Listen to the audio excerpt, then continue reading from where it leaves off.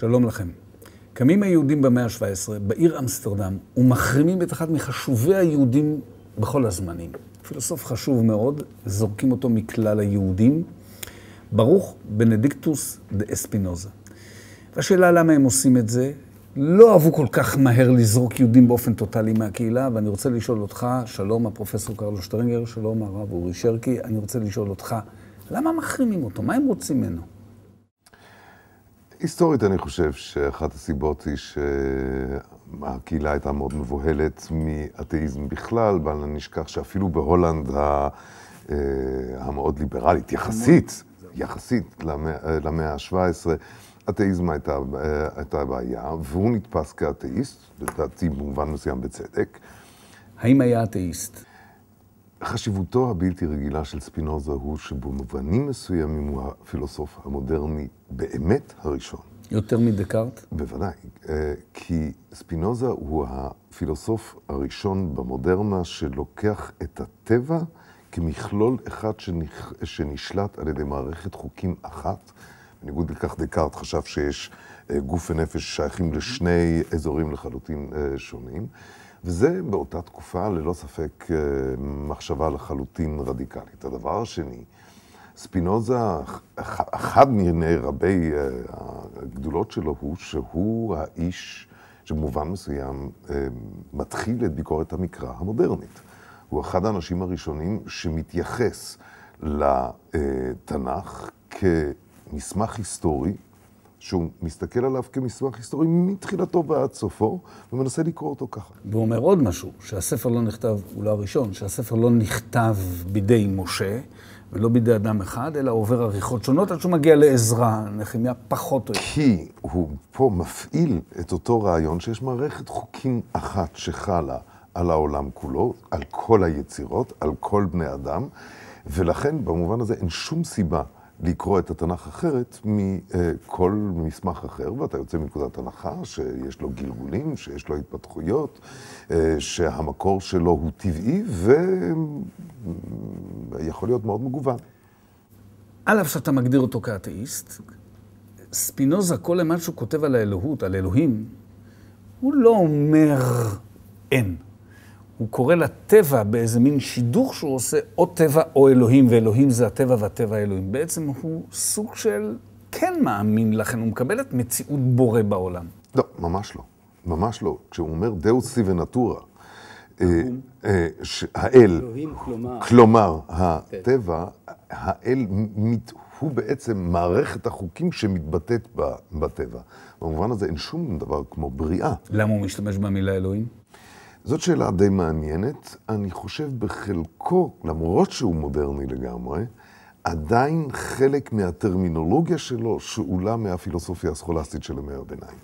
הרב שרקי, שמעת דברי שבח והלל על היהודי היקר הזה?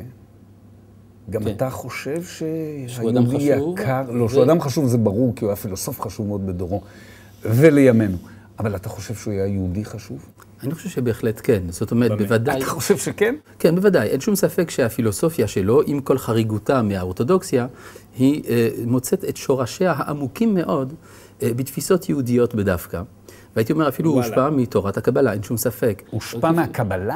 אכן, תראה, כשהוא כותב אל ידידו אולדנבורג, שתפיסתי את האלוהות איננה שונה במהותה מתפיסתם של נביאי ישראל, עד כמה שניתן להבין מתוך מסורות משובשות שהגיעו עדינו, אז הוא בוודאי מתכוון לאיזשהו אזוטוריזם יהודי, במיוחד שכשמדובר על מציאות האלוהים, כשהוא מביא ראיות, למשל, למציאות האלוה, הוא דווקא לוקח, הוא מחליט לקחת את זה מהפרשנות של רבי חיסדאי קרסקס, הידועה כקרובה מאוד אל הקבלה. כך שהשורשים הקבליים, ואנחנו יודעים בוודאות שהוא קרא את הספר של רבי אברהם הררה, שער השמיים, הדבר הזה היום, אני חושב שמבחינה מחקרית כבר לא עומד בספק. אתה מקבל את פרשנותו, למשל, לנביאי ישראל, כי איך רואה את הנביאים? כמוני וכמוך. בוא נוסיף דבר מאוד מעניין, מה שהוא אומר על הנביאים, באותו מכתב... תן לי רק לגמור את השאלה. את נביאי ישראל הוא רואה כשאר הבריות, כי כל אחד יכול להיות נביא, אלא שנביאי ישראל, אלה היו אנשים עם איזשהו שאר רוח, ולא שהם קיבלו איזשהו מסר מטאפיזי, אלא גילו את זה בתוך עצמם. ברור שהתפיסה שלו, את הטרנסצנדנטיות, היא ודאי שונה מזו של האורתודוקסיה, אין שום ספק. ברור שמבחינת האורתודוקסיה היהודית אי אפשר לקבל את העמדה שלו. אבל השאלה היא, מאיפה זה בא?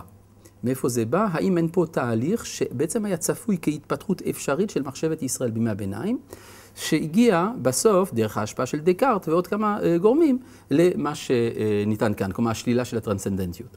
אבל בסופו של דבר הוא פועל כיהודי, ואני רוצה פה להביא איזה משפט שהוא מביא, לפני שאני אמשיך עם אולדנבורג, מה שהוא כותב במאמר התיאולוגי-מדיני, בסופו של דבר, באותו פרק מפורסם שבו הוא תוקף את העולם הרבני בהתקפות שגדולי האנטישמים היו בוודאי אותים עליהם. את כל מעמד הקלריקוס הוא תוקף, את כל מעמד כלי הדת ומשרתי בקודש. הוא שונא אותם במידה שווה, גם נוצרים וגם יהודים. דווקא לא כל כך, את הנצרות הוא דווקא מאוד אהב, אני חושב שהוא הפילוסוף האולטימטיבי של הנצרות, בסופו של דבר. הוא מדבר על עליונותה של הנצרות מבחינתו לעומת היהדות. כלומר, לא מדובר פה בעמדה, הייתי אומר, שוויונית. הייתי אומר אפילו שיש פה מעורבות רגשית גדולה מאוד. אני רואה בו באותה תקופה את גדול שונאי הממסד הדתי באשר הוא. כל כלי קודש הוא שנא שנאה עמוקה. שים לב, בכל זאת, למה שהוא אומר על היהודים. בסוף אותו פרק, במאמר התיאולוגי-מדיני, שבו הוא תוקף את הרבנים בהתקפה בלתי מרוסנת, בסוף הוא אומר שהיהודים כל כך שבויים באמונות תפלות. הרב שירקי, הוא אומר את זה על כל בני הדתות. האם אתה מוכן לקרוא את שפינוזה במקור, או לפי מה שאתה חושב שהוא אומר? כן, אני... תכף אסתייע בפילוסוף ונשמע מה הוא יאמר. כן, אני יודע שהוא כותב בכל זאת על היהודים, שברית המילה מבדילה אותם כל כך, שלא אתפלא, ייתכן שהוא אומר את זה בציניות, אבל בכל זאת יש פה איזו חדירה של משהו. לא אתפלא אם עוד ירצה האלוה בהם וישיבם אל ארצם וישכון בהם כימי קדם. כלומר... אבל אתה זוכר את זה בעל פה. תראה, דברים כאלה מוכרחים לזכור. אבל אם תשים לב בכל זאת, יש פה... ספינוזה הוא הפרוטו-ציוני. בוודאי, הרי זה דובר, כן. זה הוא ורבי יוסף אבן כספי, אז זה דברים שכבר נידונו על הפרוטו-ציונות של ספינוזה. אבל תראה, סך הכל, יש מה שמקלקל לו, וזה מה שהוא בעצם הסביר בעצמו באתיקה. שיש אחת המידות שחושבים אותה למידה טובה והיא באמת מידה רעה, הלוא היא מידת הענווה, שהיא מידה שמהווה חולשה בנפש.